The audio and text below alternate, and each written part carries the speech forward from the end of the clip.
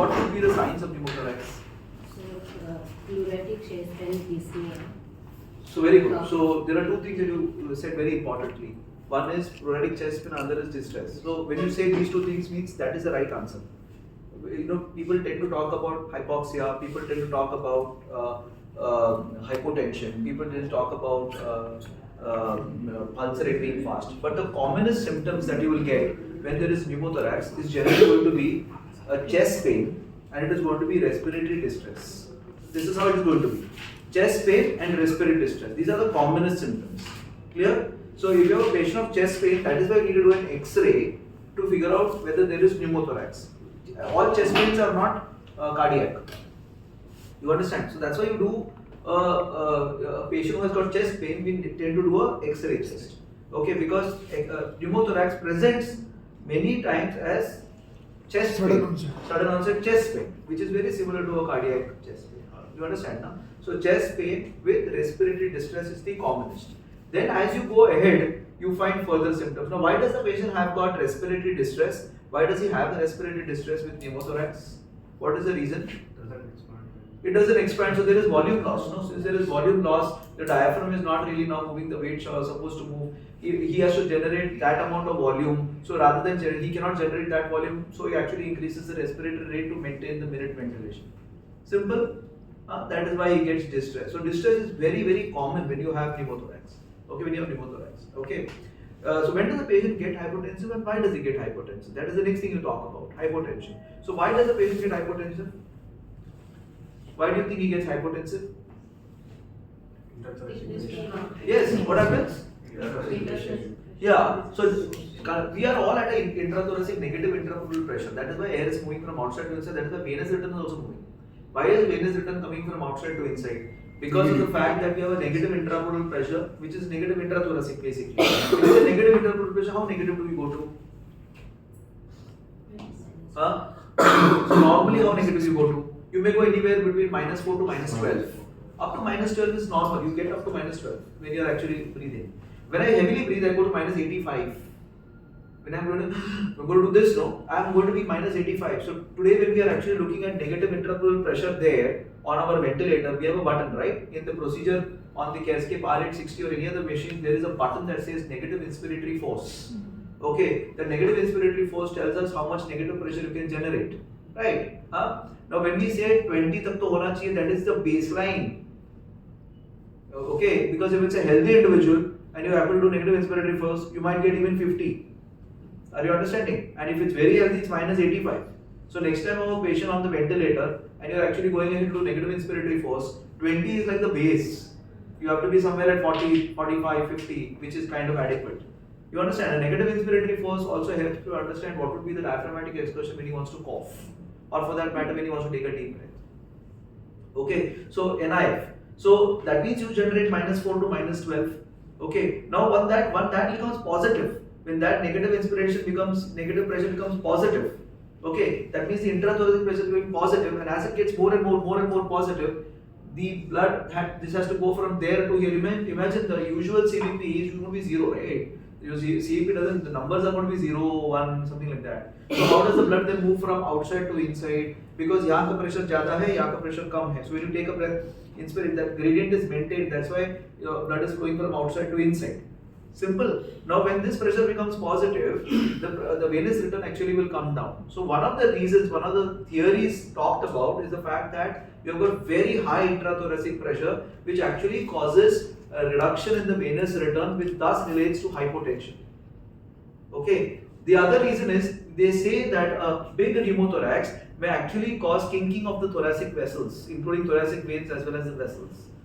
Right? So that is the other thing. So there is kinking of the vessels physically apart from a reduction in the venous return, which thus leads to hypotension. Clear? So you have hypotension, right? Clear? You have hypotension. You have understood the reason of the hypotension now? There are two reasons for it. What are the two reasons? One is the high venous reduction in venous return because of high intrathoracic pressure, and the other is because of pneumothorax causing kinking of the veins. Yeah, kinking of the thoracic veins, kinking of the great veins, which may cause. These are theories. Okay, this is why it possibly causes, and that's why the treatment of that cannot be anything but remove that pressure. It cannot be anything. You cannot optimize this patient by giving fluid. You cannot optimize this patient by giving inotropes. You can't do it only because venous return is not there only. So there is no cardiac output only. So what are you going to optimize?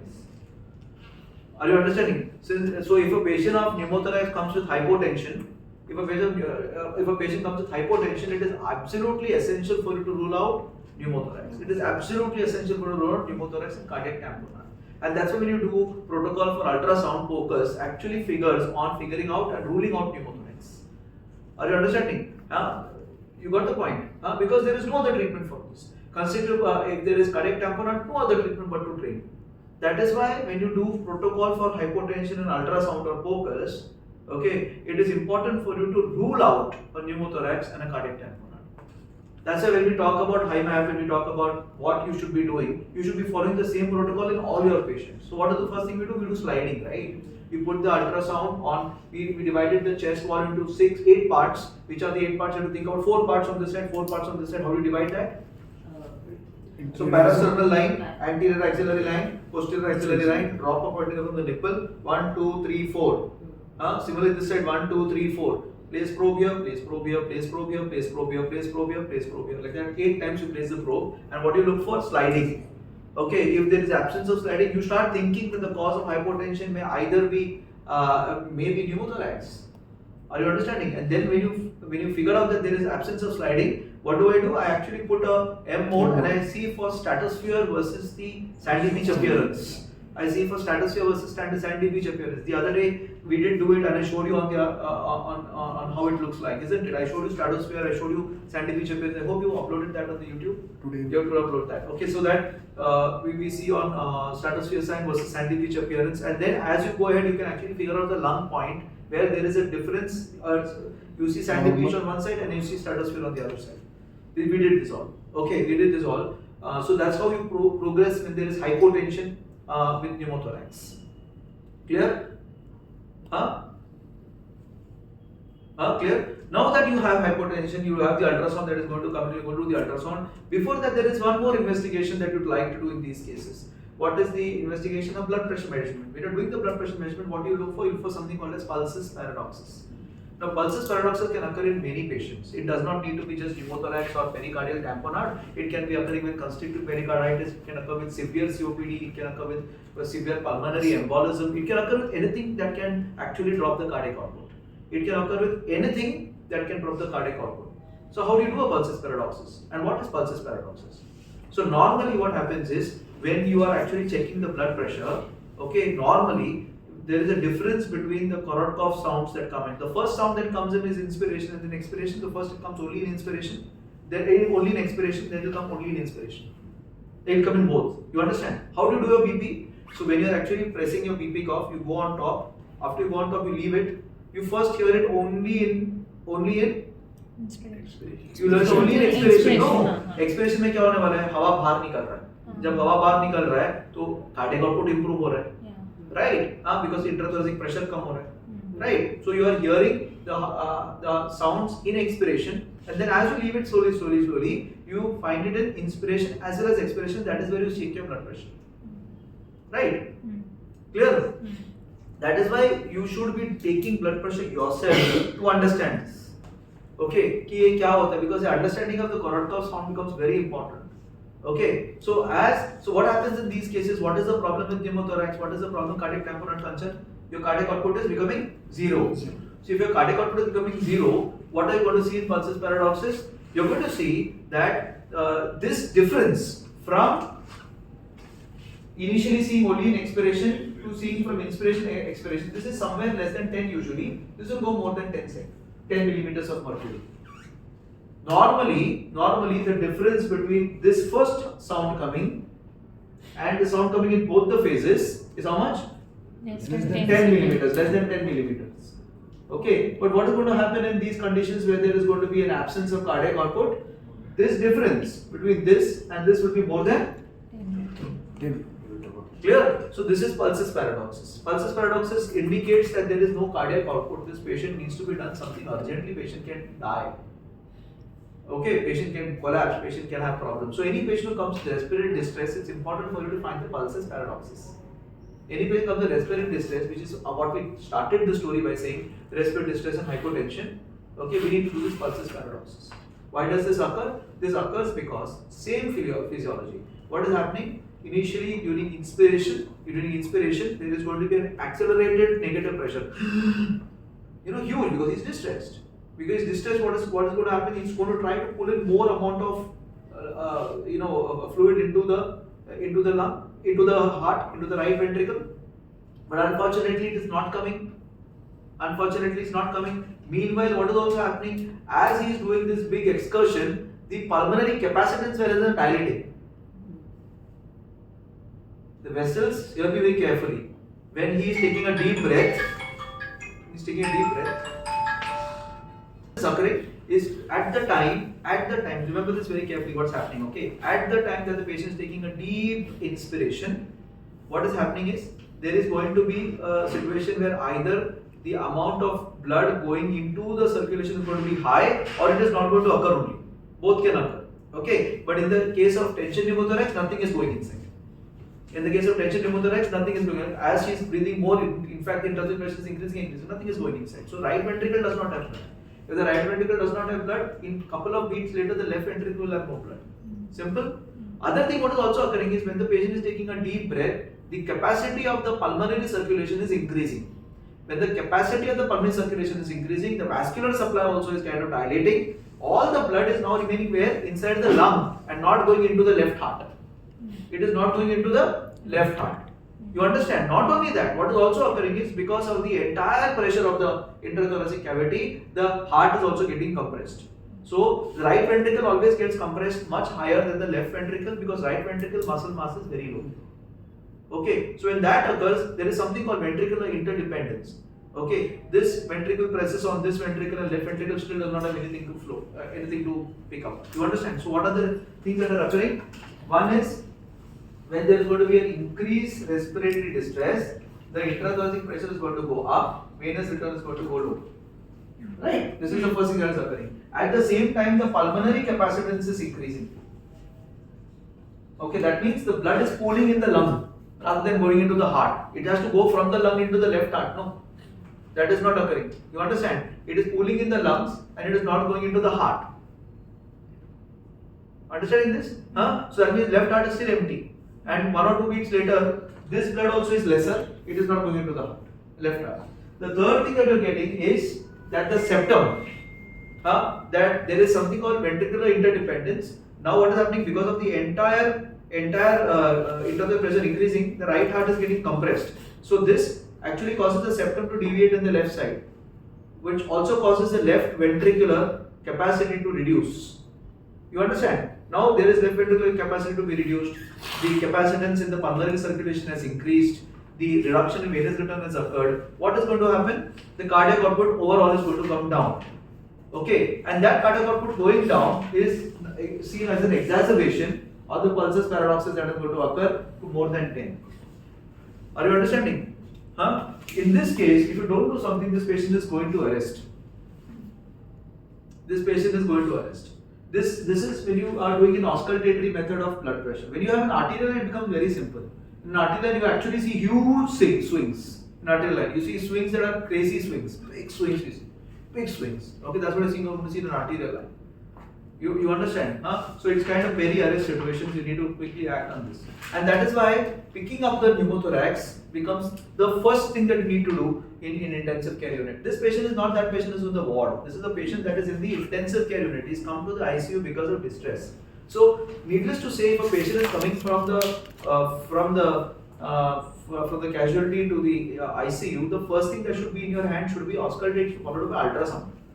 Auscultation followed by ultrasound, because that's what your protocol should say. Okay, and then you'll probably give the answers as to what are we dealing with. Clear? Any questions till now on the clinical features? Heartline, huge traces change will be there. It'll be first up, then very small, then a huge change, because there is no cardiac output, no. Cardiac output नहीं आ रहा है, तो पहला एक आ जाएगा, एक आएगा, फिर उसके बाद आएगा ही नहीं cardiac output, फिर वापस ऊपर, it is like peri-arrest. You see patients of failure, how suddenly the heart becomes open, वैसा होएगा. That's why more often than not you cannot see that. See, where you're going to see those things is when the patient is on the ventilator has been intubated, ventilated, and then develops a pneumothorax. Then you will see that. But there you will have much more signs. You will also see peak pressure going up. You will also see plateau pressure going up. You will see the compliance going low. So 3 things will occur on the ventilator. What are the 3 things that are going to occur on the ventilator? The peak pressures will go up. The plateau pressures will go up. Okay, and apart from that, your compliance will come down. There are 3 things that are going to occur on the ventilator. Right? Spontaneous breathing patients, you're going to see pulses, paradoxes, distress, and a chest pain that comes in. You can't wait for an X-ray at that time and say, "I'll wait, let me come for the X-ray." You understand? Whereas if the patient is on the ventilator, what are you going to see? You are going to see a peak pressure going up, a plateau pressure going up, and you're going to see these big swings of the arterial rays, because usually those patients will have an arterial vein in place. Huge swings of the arterial rays, and what is the compliance going down. Clear? This is what I'm going to see with pneumothorax on the ventilator. On the ventilator. Okay, very scoring subject. This is very scoring. If you know these basics, it's very scoring. All right. Now, since we know the treatment is what? Treatment is just putting a ICD. Now, ICD comes of various sizes. Putting an ICD doesn't mean just putting anything that you want to put. So the ICD comes of various sizes. Okay. Now, what we are using is a trocar cannula set. What we use is a trocar cannula set. Trocar and a cannula set. Okay. You really don't require this when you have a pneumothorax. All you require is just put a needle. You just require to put a needle. That needle decompression in itself solve your problem. But since you have this in hand, you can do it. So that is why you must understand what is massive pneumothorax versus those in which you can probably wait. Okay, like what is the definition of a big pneumothorax? If I ask you, or what is the definition of a pneumothorax that requires emergency care? Hemodynamic instability. Absolutely. A patient who has hemodynamic instability, who you can't wait for saturation to go down, that is going to occur as terminal event. Once your blood pressure is less than 90, it is hemodynamically unstable. This patient requires emergency management, which may be either aspiration or putting an ICD. Right? So, what is the difference between, so the ICD, which ICDs do you put? So, there are various ICDs.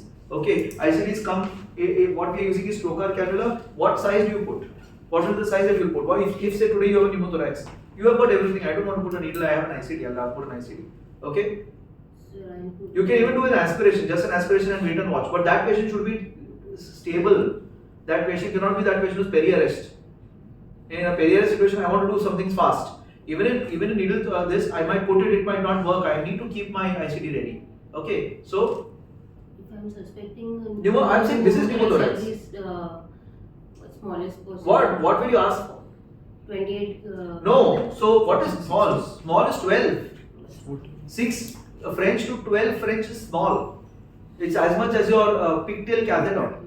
You understand? तुम्हारा pigtail catheter जितना होता है वो 6 to 12 French. You understand? So 12 French is what you require. What you are seeing here is all very high ones. Now what you are seeing here is 24. What you are seeing here is 24. What you are seeing here is much bigger than that. Maybe this is 26 French. Okay, see it's written over here 26 French. Where do you see it here? See 28 French. Can you see it's written 28 French? It's in 28 French here. It was written over here. It is 24 French. We don't require. This is also looking like thin, but we require only 12. We require only 12. You understand? No, we don't require big. It has been proven that a smaller drain is sufficient enough. Who wants to put a big drain and create its problems? We put a small drain. Okay, so we need to put a small drain as much as possible. So only when you have a pneumothorax or you have a pyothorax causing problems, that we need to put big drains. Otherwise, it's required a small drain. Okay, clear on this? Clear on the drain? Clear on the drain? Okay, now putting the drain is a procedure. The procedure involves, we have done it on a number of occasions. We keep the patient in a semi-recumbent position. We put NRBM. We keep everything ready, which includes push dose adrenaline, atropine, the entire intubation equipment standby. Okay, and at this moment we take the drain, keep it ready. Somewhere between the anterior axillary line and the mid axillary line, we take a spot and we put the drain over there. Right? We put the drain towards the heart, towards the mediastinum, and leave it over there. That's what we do for a pneumothorax. Right? Simple. The drain is put like a usual drain. You have a Seldinger technique. Pass it inside, remove the line, clamp it, and attach it to a underwater seal. Simple. That is not difficult. All of us have done ICTs. Niharika, you have done. Kanchan, you have done. Sachin, you have done. No. So Ashok. So Hemant? Assisted. So some of you have done, some of you have Chandrima? No. So fair enough. So it's a simple procedure. It's not a difficult procedure at all. Okay, but you have to do it. You have to do it so that you are confident, you get confident. Okay. Alright. So now comes the question as to what do we do with this drain? How do we drain it? And that's why this entire technique comes. We are gone on the days when we use these things actually, if you ask me. Abroad nobody puts bottles and all, it's become more of an academic thing. Okay, it's all, there is a prepared underwater seal drain called atrium, we use that everywhere abroad. Okay, where usme sab the important techniques are all very clear. But you still need to know them because at times you may have a patient who is coming from a cardiac OT and they will not put an atrium that's expensive. Atrium is a very expensive ICD bottle. Okay, they will want the patient to be on a 3-bottle technique. If they come from a cardiac OT theater because they're used to working with that. Okay, nobody buys an atrium which is very expensive, but atrium is available. It's a device that you use for dry suction, used for wet suction, both are available, which has everything in them, which you can control everything in that. But you need to understand this because many times what happens is in the exams you are faced with this condition and sometimes you're faced in the hospital also with this condition as to what to do with these things. That's why you need to understand the basic behind it.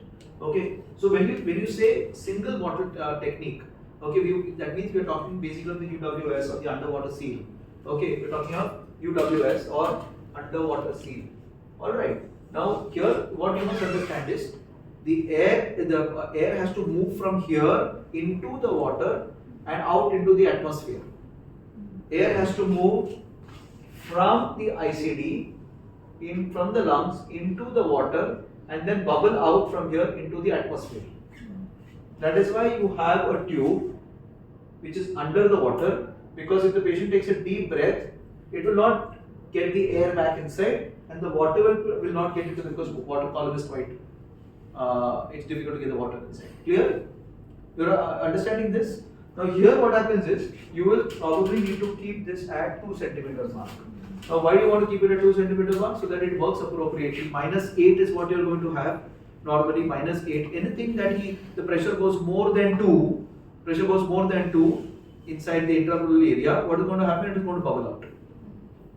That's why we keep it at 2. Okay, when we keep it at 2, what happens? Any pressure more than 2, any pressure in the thorax more than 2 will actually cause the air to move from here and bubble out from here into the atmosphere. Any doubt about this? You understood this? What are the problems with this? What do you think the problem could be here? Some fluid is spreading from pleural cavity. Yeah, so good. So what? The level will go up. Then what will happen? The pressure will go up. When the pressure goes up, what will happen? The bubble will come out. Air will not go out. Pneumothorax will not heal. Simple. So you understand simple thing? What is going to happen? If there is going to be fluid in that particular lung, and that fluid is going to come out from the lung into the underwater seal, the seal water will actually increase. That means 2 centimeter can become 4, can become 5, can become 6. Okay, when that occurs, what is the problem? The air will not be able to pass out and the pneumothorax will not heal. Okay, by the way, I forgot to ask you, what is a massive pneumothorax? We first said hypotension, but on an X-ray, what are the imaging findings that you see? What are the findings of a pneumothorax? Forget about anything else. What are the findings of a pneumothorax? First, you get what, Kanchan? Loss of bronchopneumonia. Okay, razor sharp line. The first thing is the presence of a razor sharp line that you can see with the loss of bronchovascular markings in that particular area. That is the first thing. Second thing? Shift of the mediastinum. That is, okay, shift of the mediastinum. Then, how do you notice shift of mediastinum? Now that you said, tracheal shift. So, shift of the mediastinum means shift of the trachea. Shift of the trachea. You will have a shift of the tracheal shadow. Then,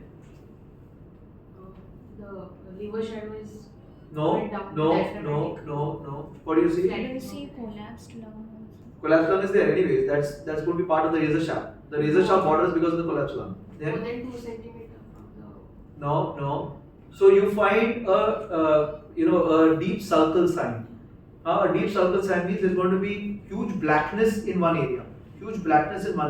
So the sulcus looks extremely deep. So deep sulcal sign is what you'll see. Then what do you see? See, the diaphragm is situated like this and it then goes behind. Diaphragm is situated like this. Diaphragm is situated like this. If the diaphragm is situated like this, there will be air here and there will be air here. Because the diaphragm is like this, it's like a leaf. Okay, so there's going to be air here and there's going to be air here, which is called a double diaphragm sign. which is called as double diaphragm setup. So what are you going to see on a pneumothorax? This is why is this important, because in your exams, or for that matter you see an X-ray, you should be able to pick up this. So when you say razor sharp line, we are not only mentioning razor sharp line of the lung, we are also talking about razor sharp line of the cardiac, of the heart, okay, which actually signifies pneumothorax and pneumomediastinum. Okay, so razor sharp border, then deep circle sign, then Double diaphragm sign. So these are the few signs that you will see on an X-ray. Now the question is, what is big pneumothorax, what is small pneumothorax? Okay, now there are various definitions for big and small. Okay, there is the American Thoracic Society or American College of Chest Physician definition of big pneumothorax, where what they say cupola. Cupola means you have the lung cupola and you have the apex. So this distance in the X-ray, you understand? This is the X-ray. This is the lung. This is the trachea. Okay, so you have on top the one shadow and the lung that is gone collapsed down. You see this. So this defects with the apex and the cupola of the lung is called as apex cupola distance. If it's more than 3 centimeters, they have said that is massive. It hardly makes a difference for us. It will not change anything to me. It will not change anything to me. You understand? It will not want to change much to me. You got the point? But you can tell, okay, this is massive pneumothorax. The other way you can figure out is by looking at the I think BTS definition, the British Thoracic Society definition, where you have the lung and you have the pleura on this side, and if this is more than 2, then again it is called as massive pneumothorax, right? But you need to quantify it. So if you need to quantify it, there are 2 ways you can do it. I don't remember one of the ways, some Koplan or some Koplan's index or something it's called. Okay, but there is something called a Light's index. Now what is Light's index? The Light's index is, say, this is your lung, okay, and this is your pleura. This is how it's going to look, right? You have pneumothorax that is coming, visceral pleura and parietal pleura. There is air in the middle. So I will take the hilum. From the hilum, I will see what is the distance, and from here I will see the distance of thorax. Right? Pneumothorax, to figure out, I am going to take this distance, 1 minus height square, lung square divided by hemithorax square. Cube, sorry. 1 minus light cube upon hemithorax cube into 100 will give me a percentage. You understand? To give me a percentage, and then you can quantify it. And this is the amount, this is the quantity, 50% pneumothorax, 60% pneumothorax, hemithorax, pneumothorax. You understand? So Light's index, 1 minus L cube upon diameter of hemithorax cube. So under 1 minus L cube upon DHT cube, that is diameter of hemithorax cube, into 100. Clear? Why is this important? Because once you get that percentage, you know that the thoracic volume will come down by 2.2% every single day when you leave it like that only. You understand? When you leave it like that only, 2.2% of the earlier वो कम होगा. तो अगर 50% है तो कल वो 2.2% कम हो जाएगा. That means 4% कम हो जाएगा. 100% है तो 98 बन जाएगा. And when you give oxygen, it might cause the resorption to be much faster. Why would oxygen cause the resorption to be faster? Why do you think it will cause? Come on. Sorry? Air contains nitrogen oxygen. So? if Ability of Sorry? ability of oxygen. How does it help the oxygen? So we have a patient now there, pneumothorax, and I am giving 100% oxygen. How does it help? Lung will expand easily. How? Why? Abhi, give me coffee.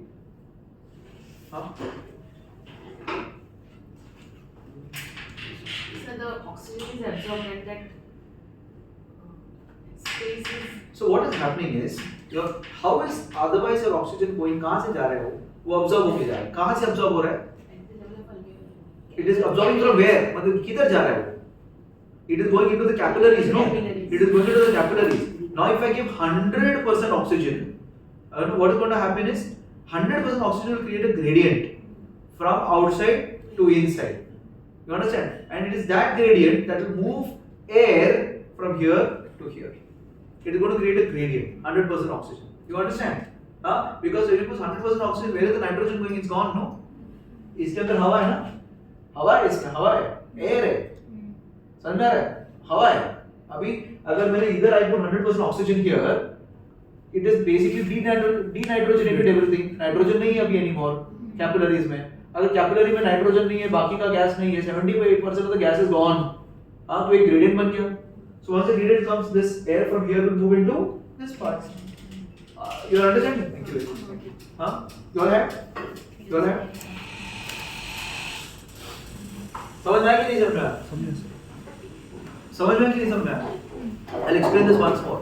That is why we give 100% oxygen. We don't look at saturation. We are giving 100% oxygen. Why? Because we want the resorption to take place. That is why if you have a patient on a pneumothorax, I will put the patient on NRPM. I'll place the patient on NRPM. I don't want oxygen just to maintain saturation. I'm giving my oxygen to denitrogenate the capillaries so that there is a gradient that is forming that will move air from the cavity into the capillaries. समझ में आ रहा है? समझ में आ रहा है? So this is why I'm giving 100% oxygen to the patient down there. You understand? So it's foolish to actually come down with that oxygen. Clear? समझ में आया? Any questions till now? So how long to give 100%? 2.2% will go 10 times. So now you will keep looking at it. Nobody knows how much will get absorbed. So we keep doing it again and again. So on an average, you know that it is going to come by 2.2%. That's why if you know the percentage, you know 2.2% of that will come down, and it will be probably 5 to 10 times. So 2.2% का 20%. So 20% कम हो जाएगा. I know कि 10 दिन देना पड़ेगा, 7 दिन देना पड़ेगा. For example, many patients will not want an ICD because patient is stable. Pneumothorax वाला patient stable है patient. It just has a bulla that is ruptured. Now this patient has come from abroad to Goa to have fun, and he's had a pneumothorax. No, he had a chest pain. That's why he came to you, and you did an X-ray. It showed a pneumothorax. The pneumothorax is also big. It is 2 centimeters. It is 2 centimeters, and you calculated the volume to be 40% of the hemithorax. You found it to be 40% of the hemithorax by Light's criteria. Okay. Now, so patient has to go back to Spain from where he's come. You have to decide what question she's asking is how long to give. Now I give an estimate to the embassy. Okay. That 40% is the is how I'm calculating it. 40% the patient is having. I am now giving 100% oxygen. If I give 100% oxygen, 2% का 20% हो जाएगा, right? 2% का 2.2% otherwise gets resolved. Now it becomes 20% approximately. So 20% or 10 times. Okay, in fact it will go to 50 times. So let's take it as minimum 20%. 20% resolve हो गया. 40%, 20% कितना हो? 35. Now I know उसका 20%, उसका 20%, उसका 20%. So approximately at a time it's going to resolve somewhere around 10 days or 15 days or whatever. I'll calculate that and tell you. You understand? So that will give you an idea as to how much it's going to be. Of course, this is an idea. This is nothing specific. This is nothing that is 100%. It is always dependent on repeating of CT because tomorrow you can't send this patient back to Spain with the pneumothorax in a flight because it will cause expansion of the pneumothorax. So, 2.2% of the earlier volume loss of the thorax of the pneumothorax that will come down per day. per day. Okay, that is how it With is. normal oxygen. Without oxygen. Without high room air. Had room air. So that is why this patient, many of them will say, I don't want. Say, for example, it's a female. The female will say, I don't want you to give me a scar. You know, you don't want to give me a scar. That's fine. I'd rather hold on for another 15-20 days. So at that time, you must understand कि कितना दिन लगने वाला है उसको. समझ में आ रहा है? हाँ? Because this patient is not hypotensive. He is not respiratory distress. He doesn't need a drain. Who needs a drain is the patient who is having respiratory distress and who is in hypotension. Clear? Every patient doesn't require a drain. Clear? So you understood the first single bottle technique now? Single bottle technique, I'll repeat it once more. We are attaching the ICD to the single bottle. This bottle is actually called as underwater seal. This bottle itself is called as underwater seal. The air comes from here if it is more than 2 centimeters positive pressure, bubbles from here and moves out into the atmosphere through the second tube. So this is what you're seeing here. So this is what you're seeing here. Okay. So you see what is happening here? You have a marking over here on mLs. This is each is 1 centimeter. Okay, and then you have the this over here. So where will your ICD attach? Come here. Where will the tube? This is my chest. Where will this attach? Where will this one attach? Where will it attach? Vertical. To the vertical tube. It will attach to this tube, which is underwater. Clear? So when you keep this underwater, what is happening? This is going from here, bubbling from here, and then escaping from here. This is my underwater drain. So whatever you have a Romson's bag or something that you have is like this. It has to be exposed to the air. It has to be exposed to the air. What are the problems with this? One you said is the fact that there is going to be a situation where if there is a fluid in the lungs, this will increase and the pressure in my chest wall will become a problem. Do you know any other problem? If somebody accidentally emptied this, like with the catheter, we are having No, that is hydrogenic. nitrogen. That is hydrogenic problem. Like a drain, nobody is supposed to empty it. Okay, but that is hydrogen. Let's not get into hydrogenic problem. What are the problems that you can face otherwise? You said that the pressure inside will be required higher. Second, what is the other problem you can get? The other problem you can get is the entire thing bubbling. Okay, because of the amount of pleural fluid that is coming inside. Because when you have pleural fluid, you will have protein in that. You take pleural fluid protein and you pass air in this. It will start bubbling. It will become bubbling, foaming. So then you will not see the level only. आपको tidling भी नहीं दिखेगा. It's called tidling. When it moves up and down, it is called tidling. Right? It has to move up and down. So sometimes you've seen that. You put a tube and then it bubbles inside and it froths over there. It froths. Now you can't see the movements. If you can't see the movements, you can't monitor this patient. So if you have pleural fluid that gets into the lungs, gets into this bottle, and the air is still coming inside, it will foam because it's protein, no? Pleural fluid is protein. You understand? So if it foams, the level will go haywire. And you will not understand what is the level, you will not understand what is happening. It will all be bubbling. You will not know what is to be done. So there is a problem with this system. It is the same problem with the system with the bag. Are you understanding? So if there is too much of air coming, too much of fluid coming, can you use this? Even if there is fluid coming, you can't use it. Why? Because if there is similar amount of fluid also, protein आ जाएगा उसके अंदर. Protein से क्या हो जाएगा? It will bubble. Then the level will change. Level will change automatically. You will not know what is to be done. Clear? So this bottle has this problem. Okay. The second thing is, what if the lung is not expanding? I can't do anything here. If the lung is not expanding, there is no way that I can help the lung. I am still waiting for the body only to work. So there is nothing under control of mine with this particular bottle. Okay. Now to circumvent this problem of fluid coming inside and causing this bubbling, I put a second bottle. And when I put a second bottle, what is going to happen is, this is the second bottle that they have added. Right? Now, patient is now being connected here. So when the patient is being connected here, see, these two are above. So you cannot have the same two bottles. You will have one bottle where the tube is up. Both the tubes are up. Okay? Like for example, this I have to occlude. In this bottle, if I want to use this bottle, this has got 3 tubes. If I want to use this bottle only, what I will need to do, I like to occlude this one. Okay? Jugaad ho jata hai wo. Okay? But otherwise, I need 2 tubes on high level. So if I didn't have this tube, so you have not got the right bottles. So these two tubes are up in the air. So these 2 tubes, now if I am the patient, this will come here, right? To come here, and this tube will be attached from here to here, and then from here to here, like this. So how will the tube come? It will come from here to here. Okay, that means whatever fluid, so there is nothing, this tube is not, imagine this underwater tube wala nahi hai. There are 2 tubes in the up, there are 2 tubes up. This underwater tube which we are seeing, the third tube, is not existent. Okay, so it's going to go from here into this, and whatever fluid is going to come is going to go where? Inside this. Whatever air is going to come is going to go from where? It's going to go from here into this tube, and then I've attached this inside the underwater seal. So the underwater seal is still okay. So air is coming from here, going inside this, from here going into this, and then going to underwater seal, bubbling and going out from here. So air is coming from here, going from here, okay? Moving from here, going into the underwater seal, and then bubbling from here, and then escaping from here out. But what is happening if there is fluid? This fluid is moving from here and getting inside this. Now there is no foaming. Why there is no foaming? Because there is no fluid, there is nothing over here. There is no problem of that foaming also. right? And the second thing is I am able to monitor the amount of pleural fluid. There I could not monitor the amount of drain that is coming. Here I can monitor the drain that is coming. And second thing is I am still maintaining my underwater seal. What are the problems with this? What are the problems with this?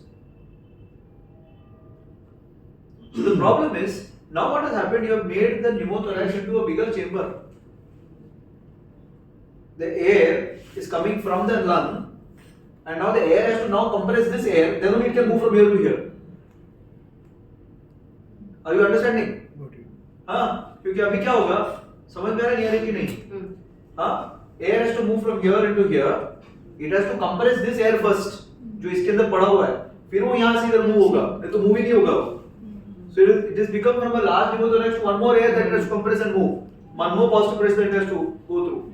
You understand? So that's a problem, no? It's a problem, right? So it's an issue here. So this comparison, that's a small problem that can come in. However, you have averted another problem, that is of the levels, right?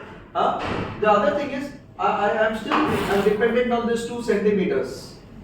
Okay, I'm still dependent on 2 centimeters. As the water evaporates, as changes happen, this will become smaller or this becomes more or whatever. There is going to be again changes. You understand? There is going to again changes on this. So these are the problems that we face with this method. So now I am going to another safer method. What is the other safer method? I am adding a 3-bottle system. Now what is a 3-bottle system? I want to control and regulate the suction inside the lung, inside the pleural cavity. I want to control that. Okay. So if I want to control that, what do? I place another bottle here. The first remains the same. These two remains the same. These two remains the same. But I place one more bottle there. Okay. And in that bottle, I have this same system. I have this exactly the same system where there is water like an underwater seal and there is one connection, second connection, of which one connection will go to your suction. One connection will go to your suction, okay, and one tubing will remain there, okay, and the other end, the upper end will connect to this end. So you see this what's happening? From here, air will go like this, air will go like this, will bubble into this, right? Once it bubbles into this, air will come from here. Now I want to create a pressure that will make it easy for the lung to expand. Now this is a problem, right? I have to compress this air. Now I don't want this air to be, I don't want it in such a way that the air has to first go through there, compress this and then compress, then come from here. So I want to create a negative pressure that will remove the air faster. You are understanding? So what do? I put a third bottle in place. So you would say, okay, let me just connect this to the suction. What is the problem? So I decide, let me not do this. What I will do is I will connect this to my suction. What will happen? No, what will happen? Tell me what will happen. So what I am doing is, you understood what we are trying to do? We are trying to remove this positive pressure from here. I am trying to remove this air from here. So I decided to attach this to the suction bottle. So what is going to happen? Any idea what's going to happen? What is the pressure I require inside? अंदर कितना चाहिए मुझे? 2 के आजू-बाजू. हम लोग का suction में कितना आता है? 100. कितना आता है सक्शन में? 100, 150, 200. देखा ना सक्शन हमारा? देखा ना अपना सक्शन कितना आ रहा है? 100, 200, 300 आता है हमारा suction. It is not 2 and 3. It is not 2 and 3. So it is obvious that if you put that suction here, it will be disastrous. It will be disastrous. In fact, यहाँ जो pleura है वो फट जाएगा. वो in fact ज्यादा हो जाएगा, लीक ज्यादा हो जाएगा. यहाँ से जो लीक हो रहा है वो ज्यादा लीक होने चालू हो जाएगा. You're understanding? So I cannot apply that. I have to have some kind of regulation. I need something to regulate that suction pressure. Are you understanding? Smita, understanding? So since I want to regulate that pressure, I need another bottle called a suction regulator. Okay, so my first bottle was drainage collecting, drain collection bottle. The second bottle is underwater seal bottle, and the third bottle is suction regulator. Now, how does it do that? It does that by actually putting water inside this. You put water inside this, and I now attach it to the suction. I attach this one to the suction. When I attach this to the suction, okay, and I put the suction Okay, and I just see bubbles coming from here. If I just see bubbles coming from here, it means to say that now the suction is such that it is 2 centimeters or 3 centimeters or 4 centimeters, irrespective of what I have placed over there. समझ में आ रहा है? Are you understanding? Irrespective of what I have placed over there, on that, if I just bubble from here, it means ये जो 2 centimeters या 3 centimeters जो मैंने रखा हुआ है, हाँ, ये उतना ही प्रेशर दे रहा है. तुम उसको बड़ा करो, उसको इंक्रीज करो, उसको कुछ भी करो, हाँ, उसको 300 रख दो, 200 रख दो, 100 रख दो, लेकिन प्रेशर उसको इतना ही मिलेगा, 2 to 3. समझ में आ रहा है? हाँ, so we want to place the suction in such a way that it just bubbles here. We don't want it to bubble too much, because if it bubbles too much, it will evaporate faster. It will evaporate, pressures will change. You're understanding? It will evaporate, pressures will change, and it will become again the same situation. You understand? So we want it to be just bubbling. If it is just bubbling, what is the pressure? It is the depth of this, and that's why this is called a suction controller. So tomorrow, if my lung is not expanding and I want to increase the pressure, what will I do? If I want to increase the suction pressure, what will I do? Adjust the water level. Exactly. I'll adjust the water level. I'll probably increase this. So it will become -3, it will become -4, it will become -5, -6. Adjust the water level. So you have 3 bottle system. You have the drainage collection chamber, you have the underwater seal, and you have the suction regulator. So if this is the suction regulator, where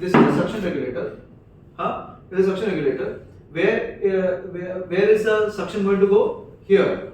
The suction will go here to the wall, because this is in the air. This one is in the air, so this will go to the wall. This one that is in the air will go to this tube, which is the open higher end, upper end, right? Okay, and this will be exposed to the atmosphere. So now what is happening? Air is going from here, passing from here, getting here, bubbling from here, and then going from here, again coming into the air over here and going out from here through the suction. So whereas if it is fluid is dropping from here and forming a drain here. So now you are safe. What can be the problem? Maintaining the assembly will be. Okay, maintenance. Apart from that, go ahead. What can be the problem? So the problem is what happens if your suction gets stopped. If your suction gets stopped, things will just stop, because suction नहीं है, ये closed system हो गया है. ये यहाँ से हवा यहाँ से जाने वाला है, तो हवा ज़्यादा ही होने भगने लग गया, ज़्यादा ही हवा हो गया अभी इसके अंदर. You understand? It stopped working only. The purpose for which it is solved is gone. The purpose for which you have done this is gone completely. It's not going to work if there is no suction. So what people do, no? They put another bottle, a 4th bottle. They put a 4th bottle where you attach this to a similar drain here. So if the suction doesn't work, okay, then you still have an underwater seal. You understand? If the suction doesn't work, you still have an underwater seal that's going to work. So why not we can remove the 3rd bottle? Yeah, that's when you remove, no. But when you know the problem, what if the suction gets disconnected without you knowing? So if the suction gets disconnected without you knowing, I will place an underwater seal right here. And not on this side, on this side. So I have this coming from here, but I have one more underwater seal here. You are understanding? समझ में आ रहा है? क्योंकि once this connection बंद हो गया, suction बंद हो गया, now this becomes air here, you know, it becomes more and more difficult for the patient. You understand what I am saying? So what will they do? If suction disconnect हो गया, क्या फर्क पड़ता है? It will go back to this system, which is one system that is placed over here. How do you place that system? You attach one system from here. That's 4 bottle technique. Okay, that is to make it ekdam safe. Now the suction gets spoiled, still I have an underwater seal. Now the suction gets spoiled, I still have an underwater seal. You understand? So that this machine, this will have 3 tubes. 1, 2, and a 3rd tube that actually is connected underwater. Like this. So, clear? So you have 1 bottle technique, you have 2 bottle technique, you have 3 bottle, and now you need a 4th bottle technique exists to keep it actually safe. But frankly, we never use some things like this now because we have now devices that actually do the same thing professionally in a dabba, which has got suction controller, which you can see air fluid levels. It's called atrium. What is used worldwide is called atrium. It's called atrium. People don't use it now. Also, people are still using things like this. But it's expensive, but it works quite well. Right? Any questions now? Any questions on this? Any questions on pneumothorax, on underwater scene? Unfortunately, you need to know this because there is still many times that this is actually brought to the hospital and people mess it up by not understanding what are we doing.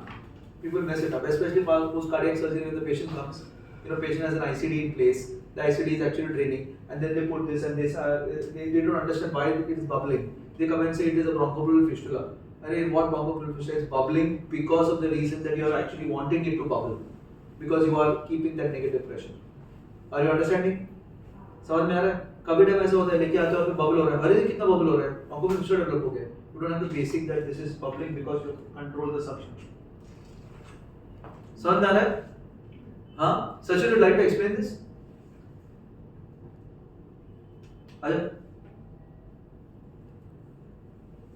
We've done? How to handle complications of the pneumothorax, like if bronchopleural fistula develop? Like So how to if diagnose like bronchopleural fistula? So see, that is a very difficult situation. When you have bronchopleural fistula, it's a very, very difficult situation. What is the meaning of bronchopleural fistula? Air is going from here and directly going out. That is bronchopleural fistula. There is a large amount of air. 500 अगर 1000 ml air ले रहे हो तो उसमें से 700 ml बाहर जा रहा है because it takes the path of the least resistance. Once you have a bronchus that is opened up, it normally does not occur unless you have a trauma. Like for example, you have a rod that has got into the chest and broken the bronchus. Then you have a bronchopleural fistula. Air directly going out. In inspiration, expiration, do whatever you want, it is moving. There is no connection with this lung only. Okay, it just moves out. You understand? Because it will not go to the alveoli because there is more resistance. It will go out. You understand? That's the problem. It can also occur when you have surgeries done, pneumonectomies. You have pneumonectomy done, the bronchus is tight, and then the ligature slips off, you form bronchopleural fistula. You understand? Extremely difficult situation. Extremely difficult. In that situation, if we actually go ahead and ventilate our patients, it is so difficult to ventilate these patients because 500 ml इधर जा रहा है. ये 500 ml से 400 ml इधर से निकल जाएगा. Because least resistance है. बच्चा 100 ml इधर जाएगा. Dead space ही 150 होता है. It's very difficult to actually ventilate such patients, and those patients require to be treated in a very different way. Okay. Diagnose कैसे करेंगे? You can diagnose this patient by seeing too much air coming. आप सोचो ना ब्रोंकोप्लेयर fistula अगर है तो हवा बहुत ज्यादा आएगा ना अंदर. हवा बहुत ज्यादा आएगा, लंग एक्सपैंड ही नहीं होगा. इनफैक्ट तुम्हारा कार्बन डाइऑक्साइड वेंटिलेशन ही नहीं हो रहा है, ना कार्बन डाइऑक्साइड मूव हो रहा है ना ऑक्सीजन मूव हो रहा है. You got the point? It becomes very difficult. It will bubble in inspiration. So if you have an ICD in place, it will bubble in inspiration as well as expiration. We continue bubbling only. Bubbling is continuously happening, and that is also large volume bubbling is occurring in this range, in this system. So large volume bubbling is occurring in this system. Okay, it will occur in inspiration, occur in expiration, occur everywhere. You cannot tell a patient, चलो खांसी करो, और वो खांसी के बाद bubbling हुआ तो बबलिंग तो नहीं वाला है, क्योंकि प्रेशर बढ़ रहा है तुम्हारा. नॉर्मली प्रेशर बढ़ रहा है, लेकिन अगर तुम नॉर्मल टाइडल वॉल्यूम में है, तुम्हारा बबलिंग हो रहा है, मतलब क्या हो रहा है? मतलब हवा वहां से एस्केप हो रहा है. हवा is moving from the alveolus into the pleural cavity, from the pleural cavity under the in the underwater sea. You understand? So in that cases, it's a very difficult situation. It is a situation where you need to do something called independent lung ventilation. We've done it in the past in our hospital, where we ventilate patients with 2 ventilators. Of course, this is beyond what you should know. Okay, it's beyond what you should know. So we do independent lung ventilation so that one lung is kind of kept silent with say some CPAP or some small amount of PEEP, whereas the other lung is ventilated normally. It's double lung ventilation is done with ventilators where there is one ventilator is managing one side, other ventilator is managing other side, and both are connected by a master slave mechanism where the trigger can be taken care of. Okay, so of course we have done it in the past year. It is not something that you don't need to know about. So you have to rest. What you should know is you have to rest the other side. Similarly, when you have a pneumothorax and you want to ventilate your patient, what do? Obviously, put a drain in the first place. But the other drain, you can keep as gentle ventilation as possible. When you say as gentle means, I don't want to give large tidal volumes. I don't want to give, because if I give larger the tidal volume, larger the leak. I want to give small tidal volumes. I don't want to give too much of PEEP. People keep the alveolus open and prevent it from actually closing down. So my PEEP should be minimum possible PEEP that I need to give. So it's a difficult situation when you have a pneumothorax. We faced this quite a bit during COVID. Many patients had pneumothorax, and we did a lot of intelligent ventilation in those patients to get them out of this condition, right? You got the point. So pneumothorax, ventilation of pneumothorax is a completely difficult situation. And bronchopressure is even more difficult. What you see usually is alveolar pleural fistula. Alveolus is a rupture. That's why you're seeing it a little bit of bubbling coming in once in a while. Okay. Anything further? And removal of tubes are in this in the Pneumothorax, when the patient is getting better, remove the tube out. So it is not this way that the columns need to stop moving. Yeah. It is not this way. If the column needs to stop moving, patient is stable, get the tube out, no problem. It is going to absorb. You understand? If the patient is stable, okay, such that the lung is expanding, so the reasons will be RR settling down, pulse rate settling down, BP remaining okay, patient not in distress, chest pain gone down, lung has started expanding, okay, lung has started expanding. At that stage, I can actually get off the tube.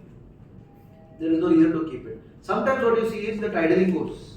If the tidalling is gone, what does it mean? It means that the lung को चिपक गया, अभी तो कोई है ही नहीं, कुछ pressure ही नहीं. You understand? Or the tube is blocked. दो ही चीज में वो tidalling बंद होगा. Either वो lung expand हो चुका है, नहीं तो tube block हो गया है.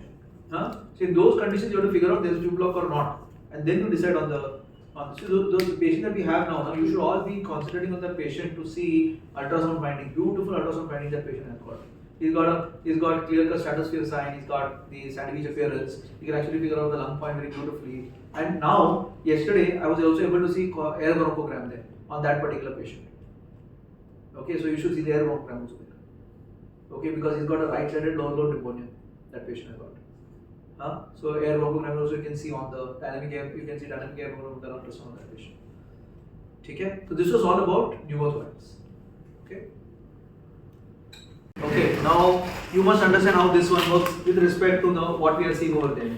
You must see what this one works. So, if you see each box of this Robson's, this is the Robson's box. Okay, it contains two things. This box contains two things. One thing that you have is this thing, which actually hosts this thing inside. ये उसके अंदर रहता है ऐसा. Yeah, इधर. You must know your equipment. Okay, like this, and this is lying beside it. ठीक है? तो ये दो चीज आता है. Okay, and this one is called the tubing set. So you must professionally tell them what you want. I need the tubing set. You must ask like this. This is called tubing set, right? And this is called as Romoseal. What is this called as? So you have tubing set and you have Romoseal. There are two things that are there over here. Right? Now if you see this, what is happening? There is one bottle and second bottle. There is one bottle and second bottle. Okay, there's one bottle. So tubing set, Romoseal, which contains two bottles. So which technique is this? Two bottle technique. So two bottle technique, can you regulate suction? No. No, you cannot regulate suction. Two bottle technique, you cannot regulate suction. That's why this is called as not. इसमें लिखा हुआ रहता है not to use with unregulated suctioning. इसमें लिखा हुआ रहता है. So where is it written? It will be written somewhere. Okay. Underwater seal, plural drainage bottle. Underwater seal, adult. So not to use. See this. Caution. Okay. Not to use with unregulated suction. तो इसको हम suction bottle लगा सकते हैं क्या? Suction लगा सकते हैं क्या? नहीं. We cannot apply. Right. So otherwise, on all cases you can apply this. If you are thinking of hydropneumothorax. Why? Because this is two bottle technique. So what am I going to do in this two bottle technique? I am going to probably put my drain here. See this, I will open up. This I will open up. I will attach this here. Okay, when I open this and put this here, it's got a tubing in it. See, it's got a tubing. It's got a tubing here. Right? This forms my underwater seal. This one. You understand? This was my underwater seal. Okay, and so this is going inside, and from the patient end, it is going and attaching to the patient. So underwater seal भी है, और इसको two bottle technique भी आ गया. You are understanding? Got the point? So it is working like this one. It is working like this kind of situation. समझ में ना? Air कब से शुरुआत में? Air? क्या ना इसको open नहीं था? इसमें open ना? ये ओपन है ना ये वाला ये एनवायरनमेंट को ओपन हो जाता है. समझ में आ रहा है? सिंस दिस ओपनिंग इधर से पूरा यहाँ से पूरा निकल जाएगा. समझ में आ रहा है? हाँ, that is how it is. ठीक है? That's not what serious Yeah, topic. there is हाँ? a patient.